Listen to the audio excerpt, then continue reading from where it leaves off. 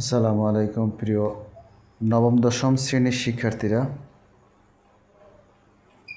আমরা বলের নিউটনের তৃতীয় সূত্রটা নিয়ে একটু আলোচনা করব।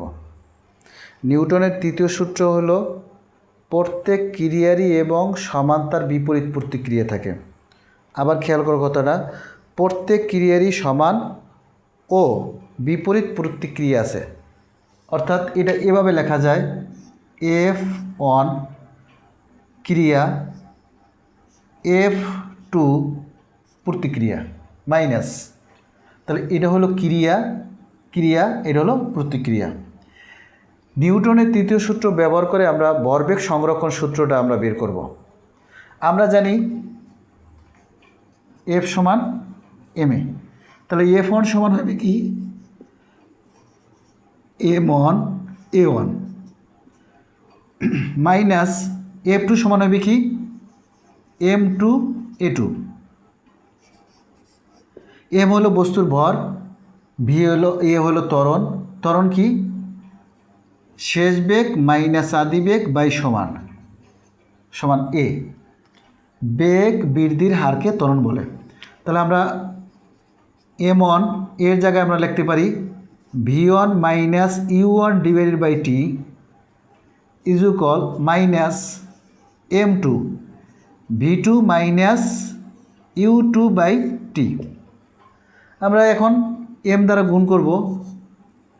m1 এর সাথে যদি আমি v1 গুণ করি তাহলে কি m1 v1 minus m1 u1 by T সমান মাইনাস m2 v2 মাইনাসে প্লাস মাইনাসে প্লাস m2 u2 বাই টি। এখন আমরা উভয় পক্ষ থেকে টি বাদ দিয়ে দেব, বা m1 v1 minus m1 u1 সমান minus m2 v2 plus m2 u2। এখন আমরা আদি ভরবেগ এক পাশে নেব, শেষ ভরবেগ আর এক পাশে নেব।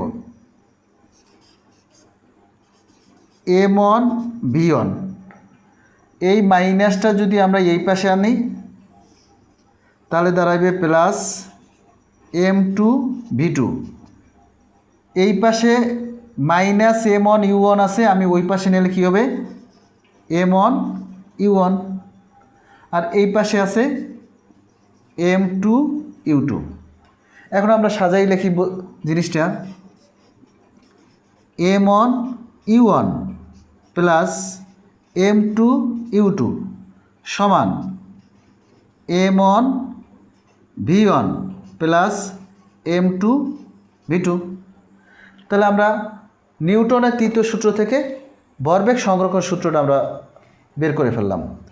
এটা হলো আদি ভরবেগ, এটা হলো শেষ ভরবেগ, এটা হলো সংঘর্ষের পূর্বের ভরবেগ, এটা হলো সংঘর্ষের পরের ভরবেগ।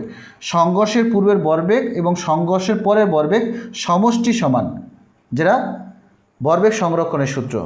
ধন্যবাদ। পরবর্তী ক্লাস আমরা আবার আসবো। ভালো থাকবা। আসসালামু আলাইকুম।